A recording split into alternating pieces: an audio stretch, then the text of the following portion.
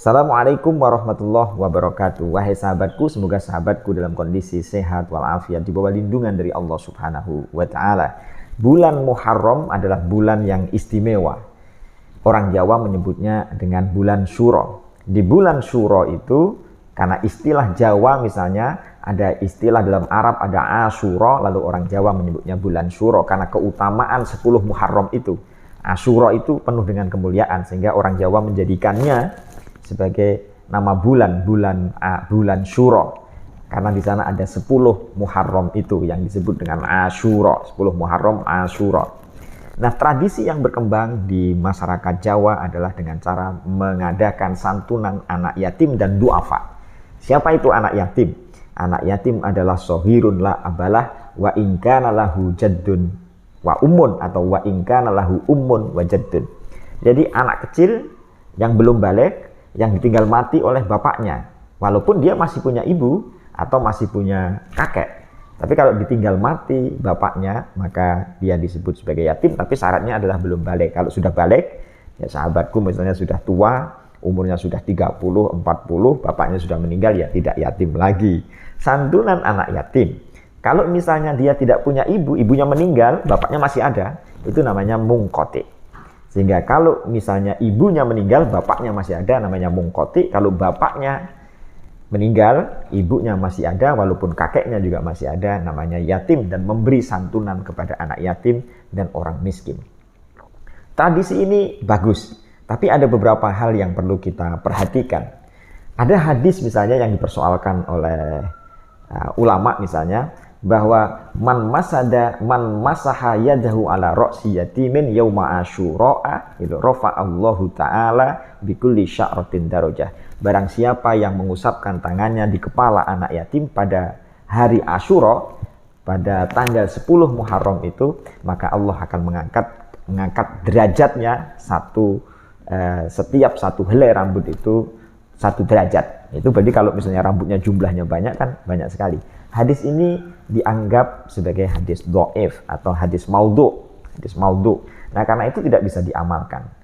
Tetapi sebenarnya mengusap kepala anak yatim itu ada hadis lain yang menunjukkan tentang keutamaannya. Misalnya, syaka rajulun ila Rasulillah sallallahu alaihi wasallam. Seseorang itu mengadukan kepada Rasulullah sallallahu alaihi wasallam, seseorang berkeluh kesah kepada Rasulullah sallallahu alaihi wasallam, qaswata qalbi, tentang kerasnya hatinya, tentang hatinya yang keras itu.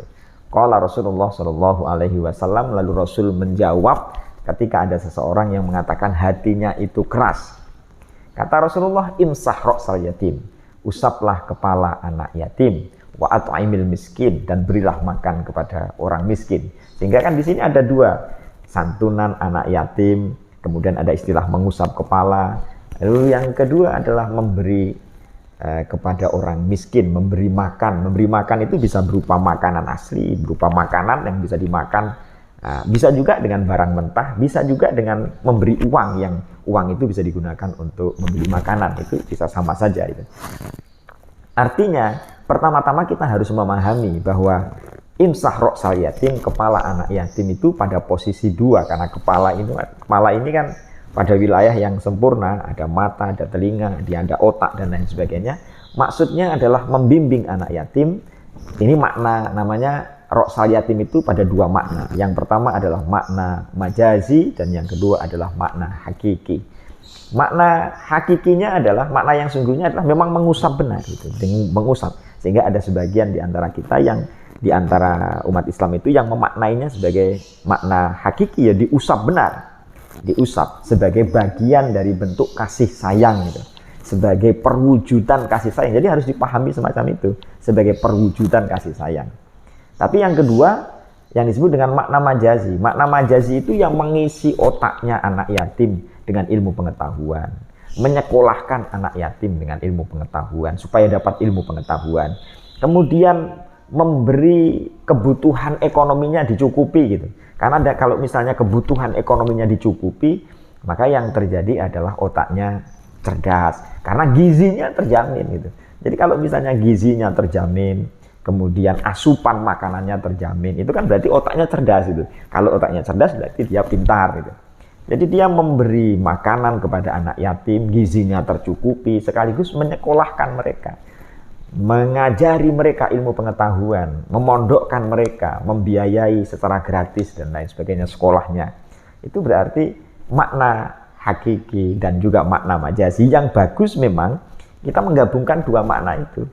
Satu, menunjukkan sikap bahwa kita memiliki kasih sayang dengan cara mengelus kepalanya. Pada sisi yang lain kita juga membiayai sekolahnya, makanannya terjamin. Kalau begitu, maka hati seseorang itu akan menjadi lembut. Dia akan sadar bahwa nikmat yang diberikan kepada dirinya sesungguhnya adalah dari Allah Subhanahu wa Ta'ala. Dia masih bisa bersyukur bahwa dia masih bisa memberi. Dia juga harusnya bersyukur karena Allah Subhanahu wa Ta'ala menjadikan dia waktu masih kecil tidak yatim. Dia diberi orang tua yang sempurna, bapaknya masih hidup, sehingga hatinya menjadi lembut. Wa'atimil miskin, sama juga wa'atimil miskin, memberi kepada orang lain. Jadi memberi, hatinya itu bisa menjadi lembut. Dia bersyukur. Kalau dia merasa gundah gulana tentang kehidupannya, coba lihat kepada orang yang lebih bawah nasibnya, maka dia akan bersyukur kepada Allah Subhanahu wa Ta'ala. Tapi dalam hal ibadah dia lihat orang yang di atasnya, maka dia akan juga bersyukur kepada Allah Subhanahu wa Ta'ala. Hatinya bahagia, hatinya bisa lembut gitu. Jadi wa'at imil miskin, tentang qaswata qalbi, hatinya itu menjadi kasar, lembut, tidak lembut. Makanya kalau dengan cara menyayangi anak yatim, memberi kepada fakir miskin, hatinya menjadi lembut. Artinya bahwa apa yang dilakukan oleh umat Islam ini, sebagian umat Islam misalnya rame di masyarakat Jawa, kalau 10 Muharram atau Asyura rame-rame untuk memberi santunan kepada anak yatim, itu sangat bagus dan harusnya memang bisa dilestarikan. Hanya saja memang ada sesuatu yang barangkali lebih produktif gitu. Nah, ini yang penting, ini lebih produktif. Misalnya saya bisa menilai atau menghitung, misalnya kalau hampir beberapa kegiatan-kegiatan itu jumlahnya sangat banyak, itu kalau dikumpulkan luar biasa itu. Kalau dikumpulkan itu uang yang beredar itu pada 10 Muharram atau pada bulan Muharram ini, itu kalau dikumpulkan di sana ada yang 20 juta, di sana 20 juta, bahkan ada yang 80 juta, bayangkan wahai sahabatku. Kalau itu dikumpulkan, itu bisa mencapai 1 miliar loh sahabatku. Kalau misalnya 1 miliar itu dikelola dengan cara yang baik, secara produktif, untuk badan usaha misalnya, untuk kegiatan oleh orang-orang yang bertanggung jawab dan profesional, lalu usaha itu dalam perdagangan misalnya, dalam bisnis misalnya, uang yang terkumpul itu nanti dikelola untuk menyantuni anak yatim piatu yang secara konsisten terus-menerus. Karena memang harus diakui juga ada sebagian dari anak yatim itu yang dia memanfaatkan hasil pemberian itu tidak untuk sesuatu yang sifatnya produktif, tetapi untuk sesuatu yang sifatnya konsumtif. Nah, ini yang sebenarnya perlu diperbaiki. Kalau misalnya untuk yang konsumtif, berarti ya setelah mereka mendapatkan selesai gitu. Artinya dia tetap miskin lagi karena yang diorientasikan hanyalah untuk pembelian barang-barang yang habis pakai, bukan untuk sesuatu yang sifatnya jangka panjang. Artinya kalau misalnya dikelola dengan cara yang baik, itu bisa untuk sesuatu yang sifatnya jangka panjang. Sehingga untuk pendidikannya terjamin, kemudian makanannya terjamin, sekaligus orang fakir yang bukan yatim misalnya, dia bisa untuk mengelola usahanya sendiri. Itulah kenapa dalam bab zakat misalnya, wahai sahabatku, misalnya zakat tentang zakat unta, zakat sapi, itu banyak diarahkan untuk sesuatu yang dizakati. Untuk zakat itu adalah yang perempuan, yang betina itu, yang betina. Kenapa demikian? Karena dengan betina itu nanti bisa hamil, kemudian betina itu akan menghasilkan anak lagi, sehingga orang yang menerima zakat dari zakat binatang itu, hewan ternak itu, mereka nanti akan memiliki hewan-hewan lain. Jadi hasil ternak dari hasil zakat tadi itu, jadi nanti berkembang terus-menerus. Nah, itu sehingga acara-acara begini sangat bagus dan harusnya dilestarikan. Memang nanti bisa dipilah menjadi dua, bahwa kegiatan itu bisa dilaksanakan, pemberian santunan yang konsumtif ada, tetapi pada sisi yang lain juga dikelola keuangan itu pada wilayah yang lebih produktif.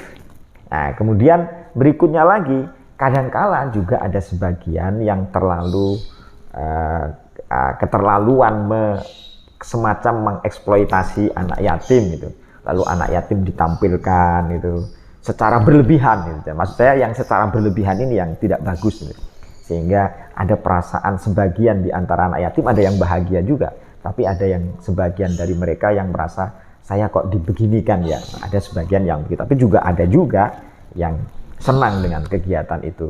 Tapi artinya bahwa kegiatan ini sebenarnya adalah bagus, tetapi perlu pengelolaannya saja yang lebih bisa produktif, mungkin perlu dipilah-pilah. Saya pikir demikian. Jadi kalau ada orang mengatakan lalu ini kegiatan ini tidak bagus, kegiatan ini jelek, itu juga harus, pernyataan semacam itu juga harus dipikir ulang. Karena kegiatan-kegiatan semacam ini walaupun hadisnya misalnya dianggap maudhu, tetapi ada hadis lain yang memayunginya tentang menyantuni anak yatim, tentang bersedekah kepada orang miskin, fakir miskin, dan lain sebagainya. Saya pikir demikian. Semoga bermanfaat. Assalamualaikum warahmatullahi wabarakatuh.